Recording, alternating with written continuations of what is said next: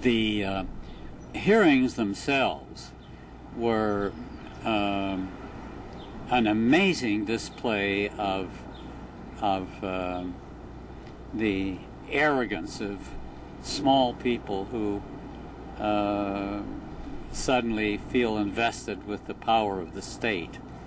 And that describes, I think, Mr. Canwell, who ruled and chaired, ruled is a better word than chaired, the hearings.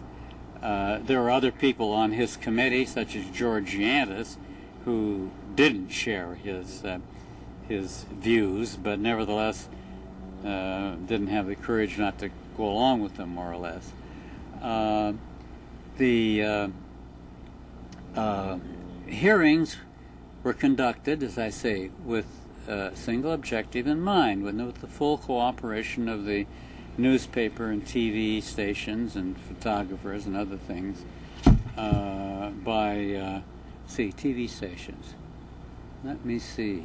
We're talking about 1945, aren't we?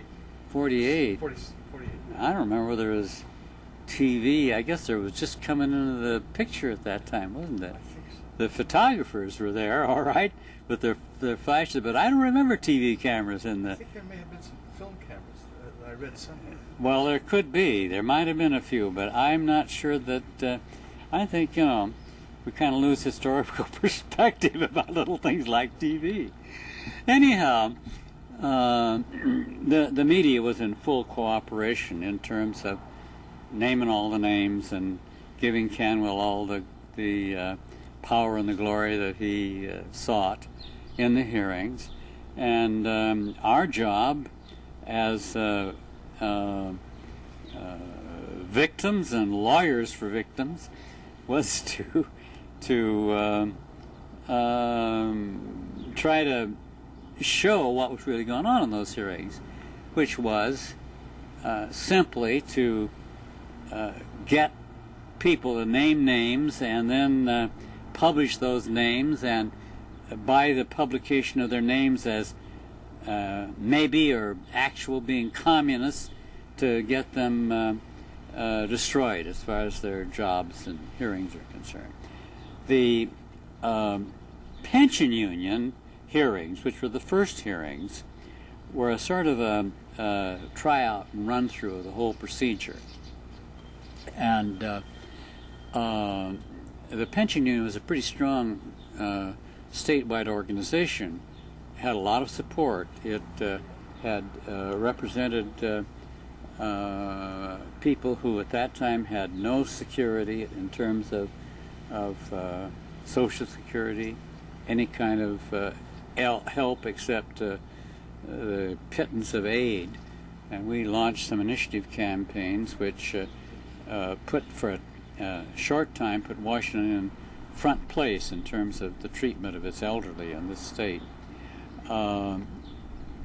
And at this time, this is one of the other reasons why it was sought out as a target, because it was a successful political arm for the Washington Commonwealth Federation. But the pension union hearings, the first set of hearings, just sought to name all the names possible.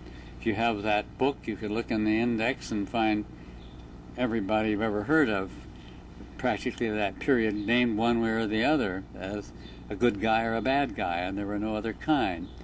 And they had a wonderful stable full of national figures who would testify as to events that had no relation whatever to Seattle, but had described their experiences as recruits in the Communist Party in the Soviet Union, and then they'd come out and testify that so-and-so they may or may not have met in New York and that they were communists. And then there was the local people that were called in to name names.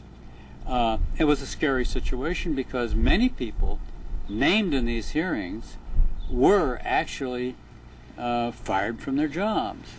I recall one person who later became fairly well known in Seattle, a lot of people, Stan Iverson, who worked for the gas company. And when he was named as a communist, the what is now the natural gas company fired him from his job. This was typical of what was happening with many people.